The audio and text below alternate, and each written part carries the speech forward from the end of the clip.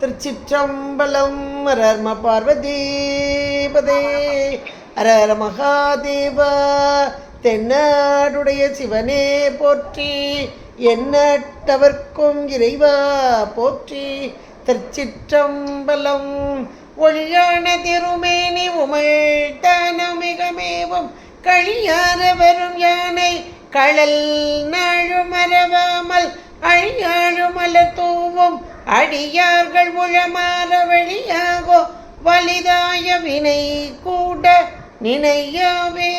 திருச்சிற்றம்பலம். தில்லை குத்தபெருமான் திருவடிகளை சிறமேற்கொண்டு குருமகா சன்னிதானங்கள் பொற்பதம் பணிந்து அடிய பெருமக்கள் பொற்பதம் பணிந்து இன்றைய அபிரேமாந்தாதி சிந்தனையிலே நமக்கு போன தடவை 83வது பாடலை பார்த்தோம். பிறவும் புதுமலர் இட்டு நின் பாத விரை கமலம் இரவும் பகலும் இறைஞ்ச வல்லார் இமையோர் எவரும் பரவும் பதமும் ஐராவதமும் பகீரதியும் உறவும் குலிசமும் கற்பக காவும் உடையவரே என்பதாக அம்மையை எல்லாரும் எப்படியெல்லாம் வழிபடுறாங்க அப்படின்றத அந்த பாடலில் சொன்னார். அழகான வண்ணம் வடிவம் மனம் உடையதான மலர்கள், புத்தம் புதியதான மலர்களை கொண்டு வந்து அம்மாவுடைய திருவடி பாதம், அந்த திருவடி எப்படி இருக்கிறது, தாமரை போன்ற நல்ல ஒரு மனத்தை உடையதான தாமரை திருவடி. அந்த திருவடியில் அந்த அர்ச்சனை பண்ணுகிறார்கள். இந்த மலர்களால் அர்ச்சனை பண்ணுகிறார்களாம். எப்படி இரவும் பகலுமாக அர்ச்சனை பண்ணுகிறார்களாம். அது அடியார்கள் மட்டும் இல்லை, அந்த தேவர்கள் அவர்களும் வந்து பண்ணுகிறார்கள். எதற்காக? அவர்களுக்கு தேவையான பதவி அதை தக்க வைத்து கொள்வதற்காக அவர்களும் வந்து வழிபாடு செய்கிறார்கள். அப்படி வழிபாடு செய்பவர்களுக்கெல்லாம் இந்திரலோக பதவியையும் ஐராவதமான வாகனத்தையும் இந்த ஆகாய கங்கையையும் உடையதான அந்த வஜ்ராயுதத்தை கொண்ட அந்த இந்திரன், இந்திர லோகத்தை ஆளக்கூடிய இந்திரனாக அவர்கள் மாறுவார்கள். இந்த அம்மையுடைய திருவடியை யார் வணங்குறாங்களோ அவங்களுக்கு என்ன பலன் கிடைக்கும் அப்படின்றத அந்த பாட்டில் 83வது பாட்டில் அழகாக எடுத்து சொல்லிட்டார். இந்திர பதவின்றது சாதாரணமானது இல்லை, எல்லா சுகபோகங்களையும் அனுபவிக்கக்கூடியதான ஒன்று, அதனை அடைவார்கள் அப்படின்னர். இப்போ அதில் உடையவரே அப்படின்னு முடித்தார். அடுத்த பாட்டு 84வது பாட்டில் உடையாளை ஒல்கு செம்பட்டு உடையாளை ஒளிர் மதி செஞ்சடையாளை வஞ்சகர் நெஞ்சு அடையாளை தயங்கும் நுண்ணூல் இடையாளை எங்கள் பெம்மான் இடையாளை இங்கு என்னை இனி படையாளை உங்களையும் படையா வண்ணம் பார்த்திருமே. அருமையான ஒரு பாட்டாக அமைத்து கொடுத்திருக்கிறார். இது அடுத்தடுத்து அந்த வார்த்தைகள் பாருங்கள்.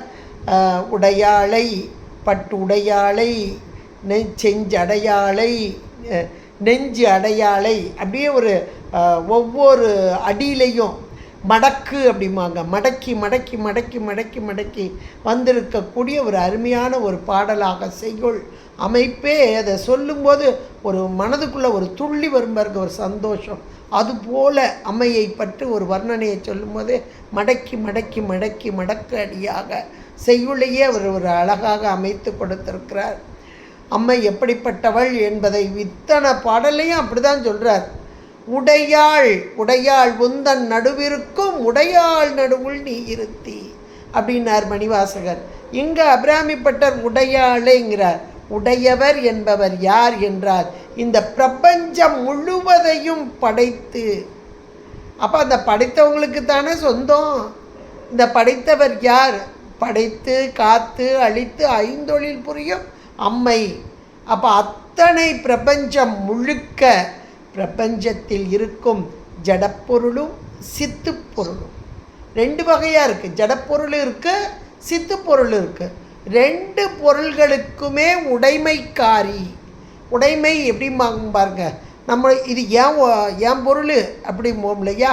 அதுபோல் அத்தனை இன்றைக்கு பிரபஞ்சம் முழுக்க அவளுக்கே உடைமை.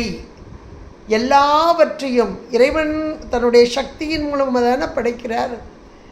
அம்மை என்பவள் இறைவனுடைய ஆற்றல் சக்தி. இந்த அம்மைதான் எல்லாவற்றிற்கும் உடைமைக்காரி, உடையவளாக இருப்பவள். இன்றைக்கி நமக்கு தெரியல, அவ்வளோதான். என்னுடைய பொருள் என்னுடைய பொருள்னு நல்லா பிரித்து பார்க்குறதுக்கு நாம் தெரிஞ்சு வச்சுருக்குறோம். என்னுடையது, இது என்னுடையது அப்படின்னு. அதனால தான் இந்த பிரபஞ்சமே குமுறிக்கிட்டு இருக்கு. இது எதுவுமே உன்னுடையது இல்லைப்பா அப்படின்னு சொல்லி பிரபஞ்சம்தான் நமக்கு அதுக்கு பாடம் கற்பிக்குது. ஆனாலும் கூட யாராவது மாற மாட்டேங்கிறோம். இவ்வளவோ நமக்கு சொல்கிறாங்க. இப்போ இவர் எப்படி ஒரு அருமையாக அபிராமிப்பட்ட சொல்கிறார், உடையாள். அது மாணிக்கவாசகர் அதைத்தான் சொல்கிறார். எல்லாருமே அப்போ உடையார் அப்படின்ற மாத்திரத்தில் இறைவனோடு ஒன்றித்திருக்கும் அம்மை. இறைவன் வேறு அம்மை வேறு இல்லை. எல்லா பிரபஞ்சங்களுக்கும் உடைமைக்காரர் இறைவனே. அப்போ நமக்குண்டுன்னு இல்லையா? நமக்கு என்று எதுவும் கிடையாது. அறிவு கூட கிடையாதுங்க. அது என்னங்க அறிவு? என் அறிவை வச்சு தானே படிக்கிறேன், என் அறிவை வச்சு தானே செயல்படுறேன் அப்படியெல்லாம் நம்ம நினைக்கலாம். நம் அறிவை கொண்டு எந்த ஒரு அணு கூட அசைக்க முடியாது, எந்த ஒன்றையும் செயல்படுத்த முடியாது. இறைவனுடைய அறிவு உடனாக இருந்து தான் நம்மையும் செலுத்தும். இதையெல்லாம் யோசித்தாலே சுவாமி மேலே நமக்கு அளவு கடந்த அன்பு உருவாகி, அவன் இல்லை என்றால் நம்மால் எதுவும் செய்ய முடியாது. அவன் அன்றி அணுவும் அசையாது. இதையெல்லாம் சொல்கிறதுக்காக தான் உடையாளை. அடுத்து ஒரு வார்த்தையை சொல்கிறாரு, ஒல்கு செம்பட்டு உடையாளை. அம்மை எப்படி இருக்கிறானா, அழகான செம்பட்டு உடுத்தியவளாக. செம்பட்டு உடுத்துதல் அப்படின்றது என்ன பொருள் அப்படின்னா, எல்லா இடங்களிலும் நிறைந்திருக்கும் அம்மை.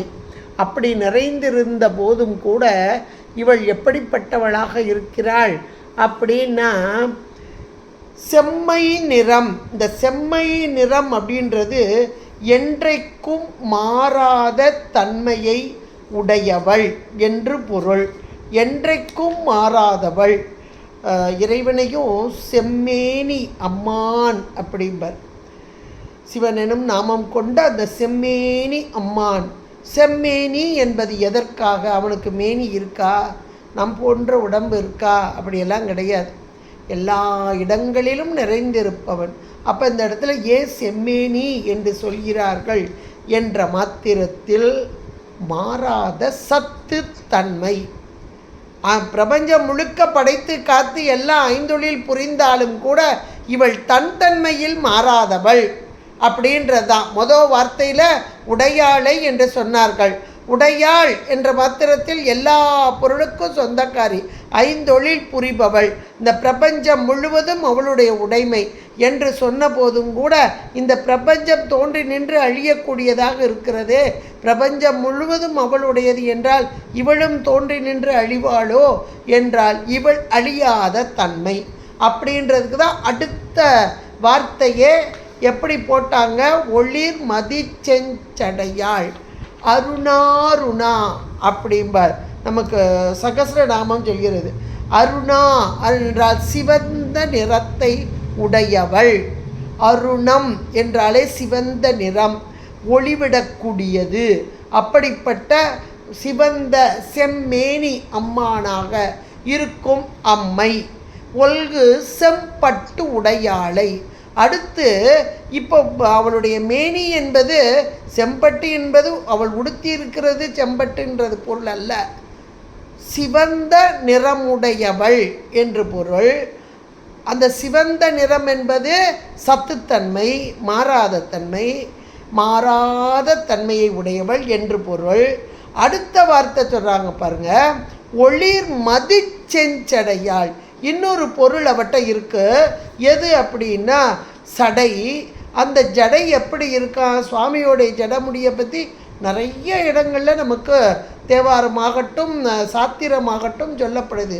புரி புன் சடையன், வளர்ச்சடை. இந்த முறுக்கிய சடை அப்படின்னு சொன்னாலே என்னென்னா ஜடை என்றதே ஞானம்.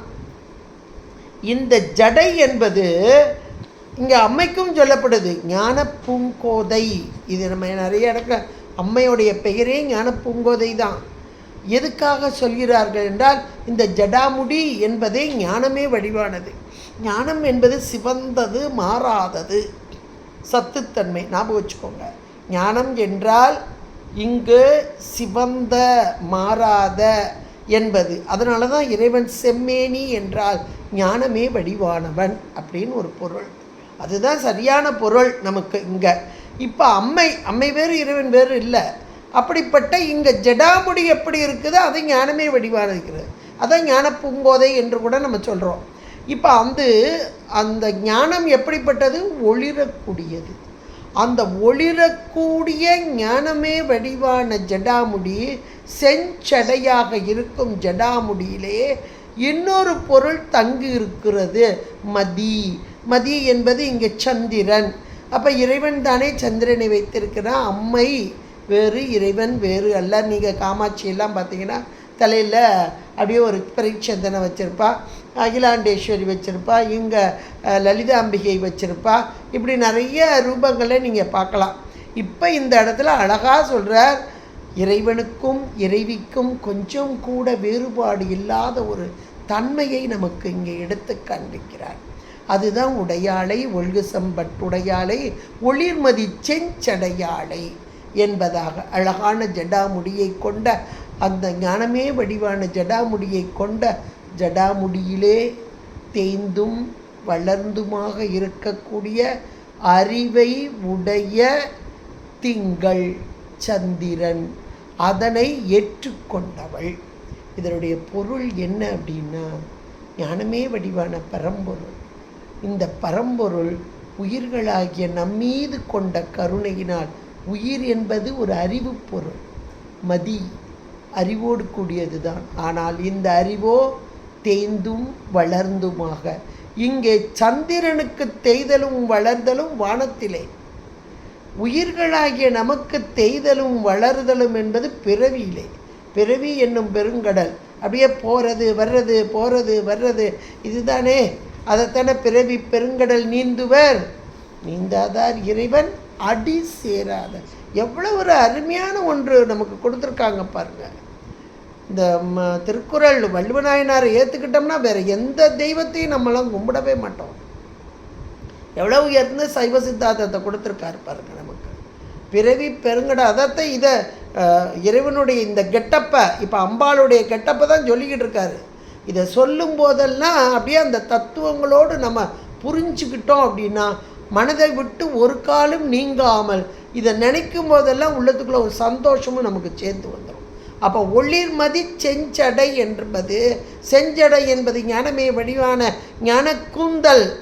இந்த ஞானத்திலே அஞ்ஞான வடிவான தேய்ந்தும் வளர்ந்தும் வானத்தில் இருக்கும் வரைக்கும், இந்த பூலோகத்தில் இருக்கும் வானம், இந்த வானத்தில் இருக்கும் வரைக்கும் தேய்ந்தும் வளரும் இந்த மதியை இங்கே கொண்டவள்.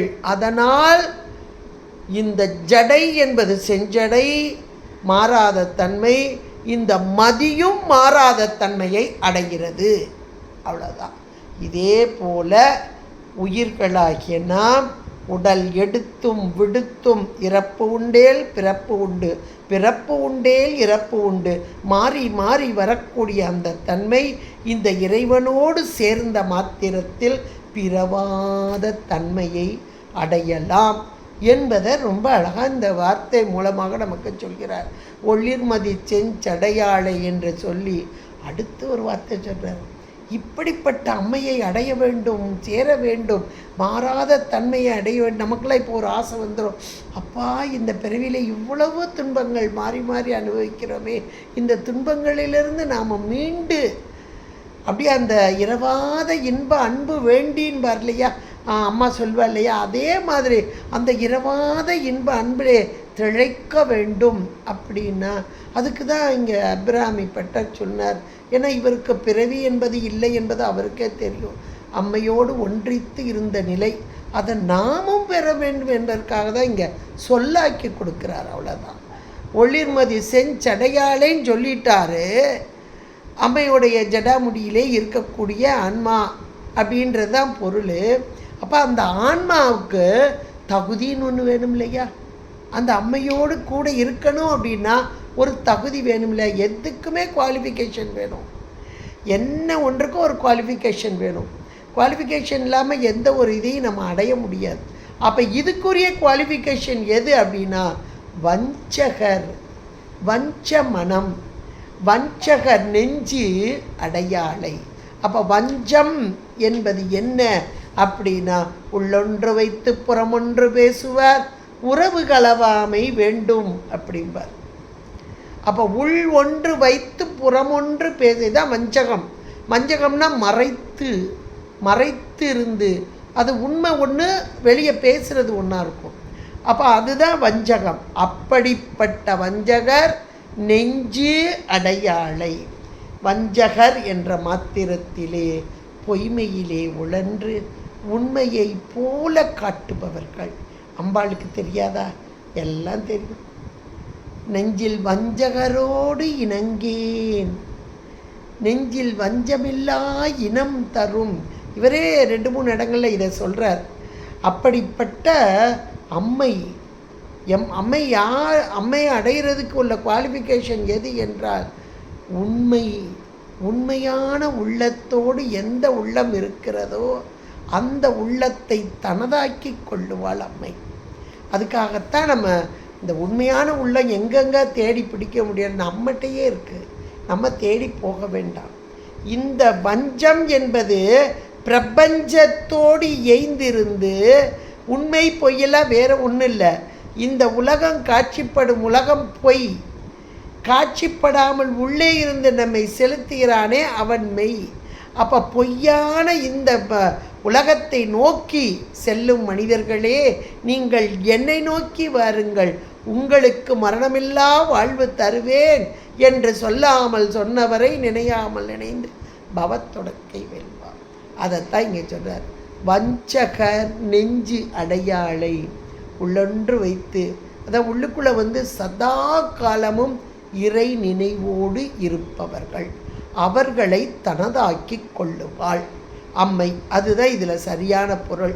வஞ்சகர் நெஞ்சு அடையாளை தயங்கும் நூல் இடையாளை. அம்மையுடைய இடை என்பது இல்லாதது போல நுண்ணிய நூல் போன்ற இடை என்பது. சில இடங்களில் அந்த இடைக்கு மின்னல் போன்று அப்படின்னு கூட சொல்லுவாங்க. மின்னல் அப்படி மின்னி வெட்டு ஒரு செகண்ட் அப்படி இருக்கும் பாருங்க, அது மாதிரி ஒளிவிடக்கூடியது அப்படின்லாம் 2-3 இடங்களில் வரும். அப்போ இந்த இடை என்பது அம்மையுடைய நளினத்தன்மை, நளினமே வடிவான மென்மையே வடிவானவள். அப்படிப்பட்ட மென்மையான அம்மை. அடுத்து இப்படிப்பட்ட அம்மை எங்கே இருக்கிறார்? எங்கள் பெம்மான் இடையாளை. உடையாள் வந்தன் நடுவிற்கும் உடையாள் நடுவுள் நீ இருத்தி. அப்போ 2 பேர் எங்கே இருக்காங்க? இவருடைய இடபாகத்தில் இவர் இருக்கா, இவளுடைய வலபாகத்தில் அவர் இருக்கார். 2ஐயும் மாற்றி மாற்றி நம்ம சொல்லிக்கலாம். அதைத்தான் எங்கள் பெம்மான், பெம்மான் என்ற மாத்திரத்திலே உயிர்களாகிய நமக்கெல்லாம் தலைவனாக இருக்கும் இறைவன் எம்பெருமான். அப்படிப்பட்ட பெம்மான் தலைவனாக இருக்கும் இறைவனுடைய இடை ஆழை. இடை என்றால் இடபாகத்தை ஏற்றுக்கொண்டவள், இடபாகத்திலே இருக்கும் அம்மை. எங்கள் பெம்மான் இடையாளை இங்கு என்னை இனி படையாளை. இது உறுதியாக கன்ஃபார்மாக சொல்லிட்டார். இனி ஒரு பிறவி என்பது எனக்கு கிடையாது. இங்கு இந்த பூலோகத்திலே என்னை இனி படையாளை. அப்போ இனி ஒரு உடம்பு என்பது எனக்கு கிடையாது, மரணம் என்பது கிடையாது. ஜனனம் மரணம் உண்டேல் ஜனனம் உண்டு. இப்போ மரணம் கிடையாது, ஜனனம் கிடையாது என்பதை அழகாக சொல்லிவிட்டார். இனி படையாளை உங்களையும் படையா வண்ணம் பார்த்திருமே. எனக்கு மரணம் கிடையாதுன்னு அவர் எவ்வளவு கன்ஃபார்மாக சொல்கிறார். நாம் யாராவது சொல்ல முடியுமா? ஏனென்றால் இது மேலே இருக்கிறதெல்லாம் அப்படியே கீழே இருந்து இப்போ கீழே உங்களையும் படையா வண்ணம் பார்த்து இருமே. ஒரு வார்த்தை, நல்ல வார்த்தை. அந்த பார்த்து இருமேன்றதை அண்டர்லைன் பண்ணி வச்சுக்கோங்க, மனசுக்குள்ளே ஆழமாக வச்சுக்கோங்க. அதில் அண்டர்லைன் பண்ணுறது மட்டும் இல்லை, மனசுக்குள்ளே ஆழமாக வச்சுக்கோங்க. ஏன்னா மகாவாக்கியம் சொல்லுவாங்க. ஒவ்வொரு இடங்களையும் மகாவாக்கியங்கள் உண்டு. இந்த பாட்டில் மட்டும் இல்லை, அபிராமி அந்தாதிக்குமே ஒரு மகா பாக்கியம் என்றால் இந்த வார்த்தை தான். பார்த்திருமே. அந்த பார்த்திருமே என்பதை பார்த்து கூட்டல் இருமே என்று பிரித்து கொள்ள வேண்டும். அம்மையை பார்க்க வேண்டும். எங்கே பார்க்க வேண்டும்? இன்றைக்கு வெளியே பார்த்துக்கிட்டோம். வெளியே தானே பிரபஞ்ச வெளிக்காட்சி, அதாவது நம்முடைய இந்திரியங்கள் மூலமாக அம்மையை வெளியாக கண்டு அப்பா அங்கே ஒரு கோயிலுக்கு போனோம், உண்மைக்கே அழியாபதியின் கோயிலுக்கு அம்பாள் அப்படியே சாஞ்சி என்ன ஒரு அழகாக இருக்கா, பார்த்துக்கிட்டே இருக்கலாம் போல இருக்குது, அந்த மாதிரி இருந்தது. அப்போ அப்படி புறத்தை கண்டு ஆனால் புறத்தை காணணும். ஏன்னா நம் போன்ற சகலவர்க்க ஆன்மாக்களுக்கு புறத்தை கண்டால்தான் அகத்தை உள்ளே அனுபவிக்க முடியும். அப்படி புறத்தை கண்டு புறத்தை கண்ட காட்சியை அகத்தே கண்டு பார்த்து, அப்போ உள்ளுக்குள்ளே பார்க்க ஆரம்பிச்சிடணும். வெளியே மட்டுமே பார்த்துக்கிட்டு இருக்கக்கூடாது, உள்ளே காண வேண்டும். கண்ணை மூடுனா அந்த காட்சி தான் நம்முடைய அறிவிலே வந்து நிற்க வேண்டும். அறிவெல்லாம் நிறைந்திருக்க வேண்டும் அம்மையின் நினைவாக. இப்போ அப்படி பார்த்தாச்சு. ஆமாம், அம்பாள் அப்படியே என்ன அழகாக இருக்கா, தகன்னு இருக்காப்பா அப்படின்னு பார்த்தாச்சு. இருமே அடுத்த வார்த்தை. பார்த்தா மட்டும் போதாது, இருத்தல் அப்படின்னா என்ன பொருள் அப்படின்னா, எதுக்கு அங்கே போயிட்டு அலைஞ்சிக்கிட்டு இருக்க, சோறு இடத்துல இரேன் அப்படின்னு சொல்லுவோம் இல்லையா. அப்போ இருத்தல் என்பது என்ன? உடம்பு அங்கங்கே போகக்கூடாது. காலு நடக்குது, கையை துருன்னு வேலை பார்க்குது, கையை வச்சுக்கிட்டு சும்மா இரு அப்படின்றோம் இல்லையா. அப்போ கை வேலை செய்யக்கூடாது, கால் அங்கங்கே போகக்கூடாது. அப்போ இரு அப்படின்னா கை வேலை செய்யக்கூடாது, கால் வேலை செய்யக்கூடாது, இதெல்லாம் வேலை செய்யக்கூடாதுன்னு சொன்னால் ஈஸியாக நிப்பாட்டிடலாம் கை காலெல்லாம். ஆனால் இந்த மனம் என்ற ஒன்றை இருத்துதல் அப்படின்னா எவ்வளோ கஷ்டம்னு எல்லாருக்குமே தெரியும். முதல்ல பார்த்து அப்படின்னு ஒரு வார்த்தையை சொன்னார். பார்த்த அந்த காட்சியிலே இருமே, ஒரு ஏகாரத்தோடு போடுறார், இருமே அப்படிங்கிறார். அந்த காட்சியிலே உன்னுடைய அறிவை நிலைத்து நிற்க வை. இதுதான் ரொம்ப ரொம்ப ஹைலைட்டான ஒன்று. இப்போ அம்பாளுடைய பெருமைகளையெல்லாம் முதல்ல எடுத்து சொன்னார். உடையாளை ஒல்கு செம்பட்டுடையாளை ஒளிர்மதி செஞ்சடையாளை அப்படின்னார். அடுத்த வார்த்தை வஞ்சகர் நெஞ்சு அடையாளைன்னார். அடுத்து தயங்கும் நுண்ணூல் இடையாள் அப்படின்னா அவள் மென்மையானவ, ரொம்ப கருணாமூர்த்தி, அவ கருணையின் வடிவு அவள், அதுதான் அந்த மென்மைன்றது. அத்தனையும் சொன்னார். சொல்லிட்டு இப்படிப்பட்ட அம்மை எங்கே இருக்கிறாள்? இறைவனுடைய இடபாகத்திலே தனக்கு இடமாக கொண்டு கருணையின் வடிவாக அம்மை இருக்கிறாள் என்றார். எங்கள் பெம்மான் இடையாளை என்று சொன்னார். அப்படிப்பட்ட அம்மை எதை செய்து கொண்டு இருக்கிறார்? இங்கு என்னை இனி படையாள், இந்த உலகத்தில் என்னை இனி படைக்க மாட்டாள், பிறவி கிடையாது எனக்கு அப்படின்னு கன்ஃபார்ம் பண்ணி சொல்லிட்டார். எனக்கு கிடையாது, உங்களுக்கு இல்லாமல் பார்த்துக்கோங்களேன் அப்படின்னார். எப்படி அப்படின்றதுக்கு தான் இந்த கடைசி வார்த்தை. உங்களையும் படையா வண்ணம் அப்படின்னு ஒன்று சொல்கிறார். இப்போ உங்களையும் படையா வண்ணம் இருக்கணும்னா நீங்கள் என்ன செய்யணும்னா, மேலே சொன்னார் பாருங்க, உடையாள் ஒல்கு செம்பட்டுடையாள் ஒளிர்மதி செஞ்சடையாள் வஞ்சகர் நெஞ்சு அடையாள் தயங்கும் நுண்ணூல் இடையாள் எங்கள் பெம்மான் இடையாள். இவ்வளவு அம்மைக்குரியது. இந்த கெட்டப்பில் அப்படியே பார்த்து, இந்த கெட்டப்பை அப்படியே பார்த்து உள்ளே உயிரின் அறிவின் உள்ளே பார்த்து இந்த உயிர் அறிவையும் நிலை பெறச் செய்யுங்கள். இருமே, அப்படியே ஒடுக்கி இருத்தல். எவ்வளோ ஒரு அருமையான வார்த்தைகள் பாருங்கள். இந்த முதலாம் நம்ம அப்படியே கேட்க உள்ளத்துக்குள் இருத்தி அம்மையை அனுபவித்து, வெளியே புறக்கண்ணால் அனுபவித்து அகக்கண்ணால் கண்டு உயிர் அறிவிலே இருத்தி அந்த இன்பத்தை நாம் அடைய வேண்டும். ஒவ்வொரு நாளும், இன்னும் சொல்லப்போனால் ஒவ்வொரு நேரமும் அடைந்து விட்டால் இனி ஒரு பிறவி என்பது நமக்கு கிடையாது என்பதை இந்த 84வது பாட்டல்ல அவ்வளோ அழகாக நமக்கு சொல்கிறார் அபிராமிப்பட்டர்.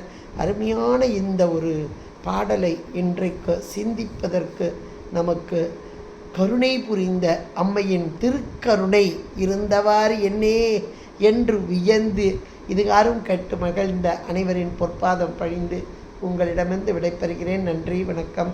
திருச்சிற்றம்பலம். ஹரஹர பார்வதி பதே, ஹரஹர மகாதேவ. தென்னாடுடைய சிவனே போற்றி, எந்நாட்டவர்க்கும் இறைவா போற்றி. திருச்சிற்றம்பலம். நன்றி.